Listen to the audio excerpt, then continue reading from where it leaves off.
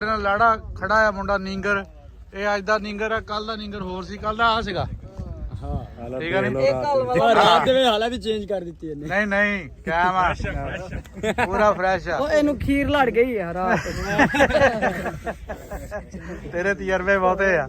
ਇਹਨੇ ਮਿੱਠਾ ਜਿਆਦਾ ਖਾ ਲਿਆ।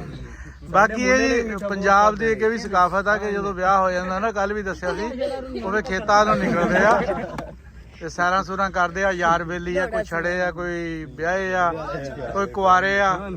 ਹੁਣ ਕੁਆਰੇ ਛੜੇ ਦਾ ਦੱਸਿਆ ਕੀ ਹੁੰਦਾ ਆ ਮਾਮਾ ਜੀ? ਤੁਹਾਨੂੰ ਪਤਾ ਹੋਣਾ ਕੁਆਰੇ ਛੜੇ ਦਾ। ਉਹਨਾਂ ਨੂੰ ਪਾਲਾ ਲੱਗਦਾ ਨਹੀਂ, ਪਾਲਾ ਨਹੀਂ ਲੱਗਦਾ ਹੈਗਾ। ਛੜਾ ਕੁਆਰਾ ਉਹਨੂੰ ਕਹਿੰਦੇ ਆ ਜਿਹਨੂੰ ਆਸ ਉਮੀਦ ਹੁੰਦੀ ਵੀ ਮੇਰਾ ਹੋ ਜਾਣਾ ਆ, ਤੇ ਛੜਾ ਉਹਨੂੰ ਕਹਿੰਦੇ ਜਿਹਨੂੰ ਬਿਲਕੁਲ ਉਮੀਦ ਟੁੱਟ ਜਾਂਦੀ ਵੀ ਹੁਣ ਨਹੀਂ ਬਈ। ਜਿਵੇਂ ਕਿ ਆ ਖੜਾ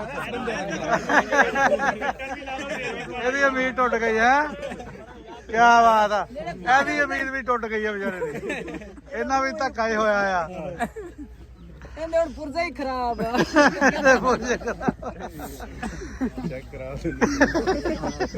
ਨਹੀਂ ਵਿੱਚ ਕੋਈ ਟੁੱਟੇ ਮਨੇ।